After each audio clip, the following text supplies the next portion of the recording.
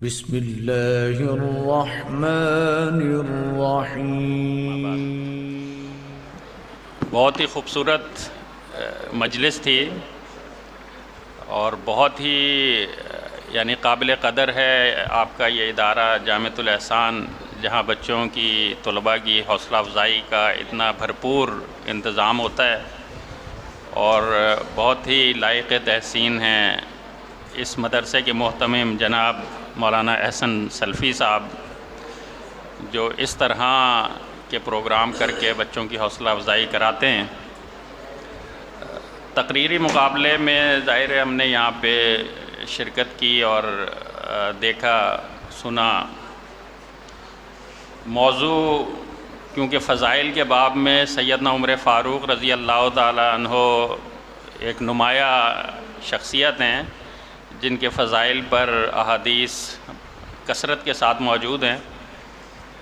اسی طرح ان کا جو دور اقتدار تھا 10.5 سال کا، اور اس کے اندر جو عظیم کامیابیاں حاصل ہوئیں، ظاہر ہے ان کا تذکرہ بھی احادیث تاریخ کی کتب میں موجود ہے۔ اس اعتبار سے یہ آسان موضوع تھا، لیکن اس کو 5 منٹ کے اندر سمیٹنا تھا، اور بہت ہی مشکل ہوتا ہے دریا کو کوزے میں بند کرنا، اور ظاہر ہے یہ طلباء کے لیے یہ ایک چیلنج تھا کہ وہ اس مختصر سے ٹائم میں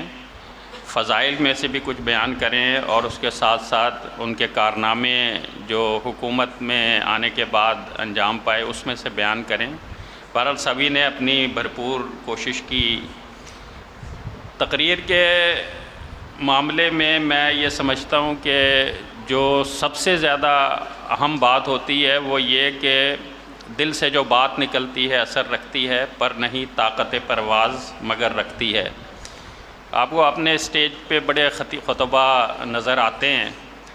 اور رات دن ان کی تقریریں ہوتی ہیں، ہو رہی ہیں، لیکن اس کے باوجود کوئی ایسی تبدیلی رونما ہوتی نظر نہیں آتی، کوئی دل میں حرکت پیدا نہیں ہوتی،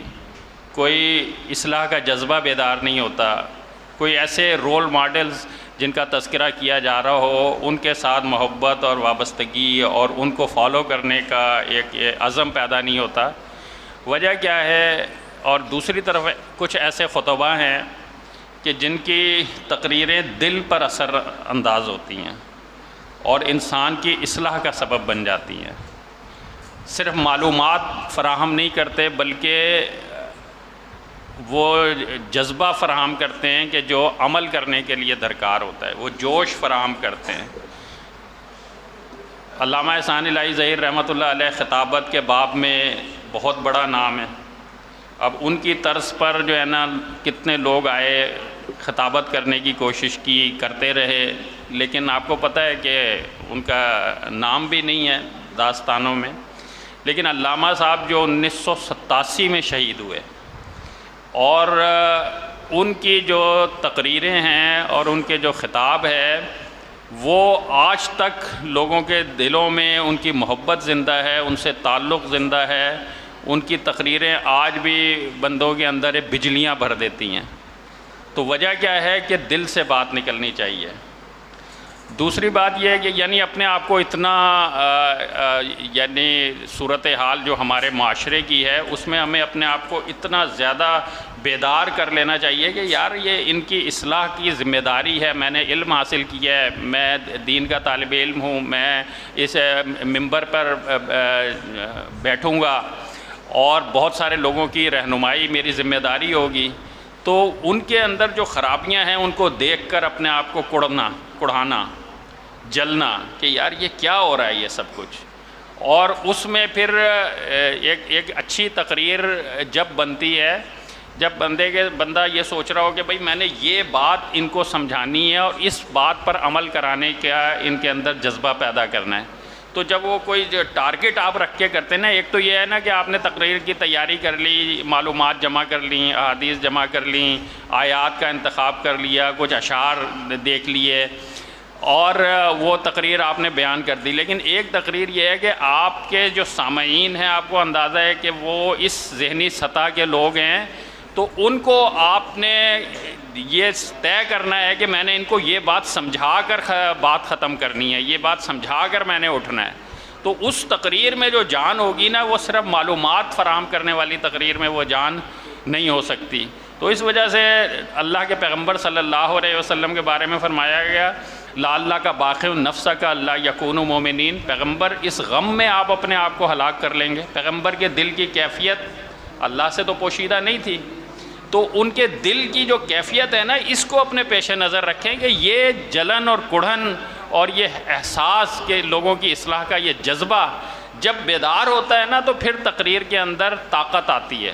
تقریر ایسی ہوتی ہے جو لوگوں پر اثر انداز ہوتی ہے اور لوگوں کی اصلاح کا سبب بن جاتی ہے۔ پھر دوسری چیز یہ کہ ایک تقریر ہے جو آپ نے ادھر سے کچھ اٹھایا، ادھر سے کچھ اٹھایا، ادھر سے کچھ اٹھایا اور تقریر بنا لی، اور ایک تقریر وہ ہے کہ جو آپ کا علم جو ہے وہ اس سطح پر پہنچ گیا کہ وہ اظہار چاہ رہا ہے، وہ چاہ رہا ہے کہ میں جو ہے اس چیز کو بیان کروں۔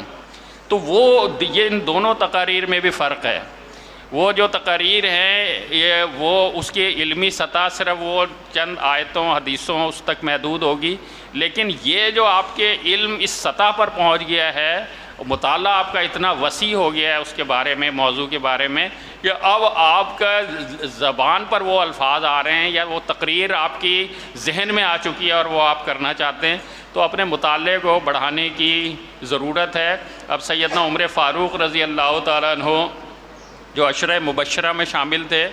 جنہوں نے مکی دور میں اسلام قبول کیا، جنہوں نے پوری نبی رحمت صلی اللہ علیہ وسلم کے ساتھ جو اسلامی تحریک غلبہ اسلام کی تحریک تھی، اس میں جو سب سے دو نمایاں نام ہیں اور جو نبی رحمت صلی اللہ علیہ وسلم کے خاص مشیر تھے، جو جنگوں میں بھی اور امن میں بھی اور سفارت کاری میں بھی اور ہر اعتبار سے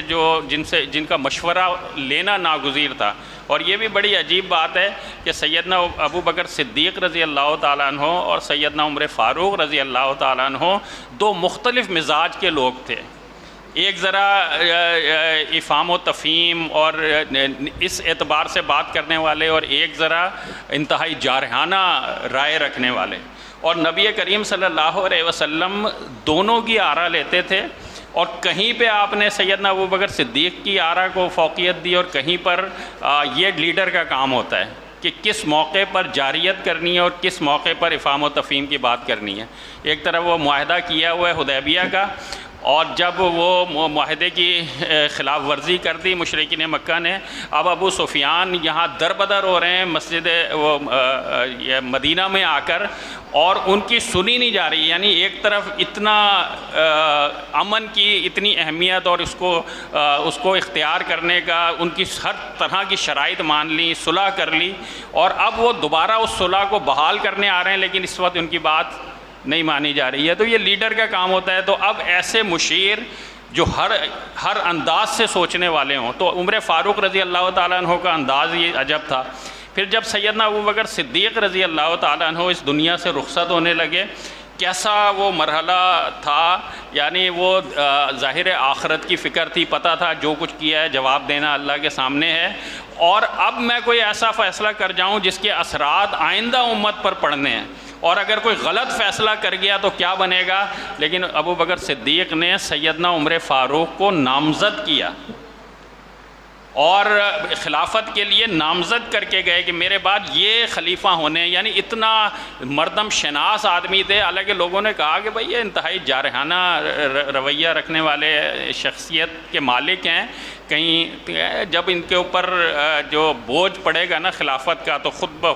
خود نرمی آئے گی۔ اور ابوبکر صدیق رضی اللہ تعالیٰ عنہ کا یہ فیصلہ اسلامی تاریخ، یعنی عمر فاروق کا کو جتنا کریڈٹ جاتا ہے وہ سب کریڈٹ جمع ہو کے سیدنا ابوبکر صدیق کے پاس آ جاتا ہے، کیونکہ نامزد انہوں نے کیا تھا۔ تو اتنی بڑی عظیم شخصیت کے مالک سیدنا عمر فاروق رضی اللہ تعالیٰ عنہ، تو ان کے فضائل پر آپ لوگوں نے بہت خوب گفتگو کی، کچھ کا انداز بیان بھی اچھا تھا، اور انداز بیان میں اس پر پوری تقاریر خطابت کے انداز پر پوری کتابیں لکھی گئی ہیں۔ ظاہر ہے ہم خطیب نہیں ہیں، ابھی آپ نے مفتی رفیق سلفی صاحب کو سنا، بہترین خطیب ہیں، کامران سلیم صاحب بیٹھے ہوئے ہیں، یہ بھی خطابت کے اسٹیج مل جائے تو بڑے زبردست خطابت کرتے ہیں. تو یہ خطابت کے انداز سیکھنا یہ اپنی جگہ اہمیت کا حامل ہے، لیکن اپنے اندر کڑھن اور جلن پیدا کرنا، جذبہ داعیانہ تڑپ پیدا کرنا اور اپنے مطالعے میں اضافہ کرنا، یہ اس کی اپنی اہمیت ہے. اور یہی دو چیزیں ہیں جو آپ کو ایسا خطیب بنا سکتی ہیں اور ایسا عالم بنا سکتی ہیں کہ جو معاشرے کو ایفیکٹ کرے، اثر انداز ہو اور اس کے اندر کوئی مثبت تبدیلیاں رونما ہو. اسی پر میں اپنی گفتگو ختم کرتا ہوں. وآخر دعوانا ان الحمد للہ رب العالمین.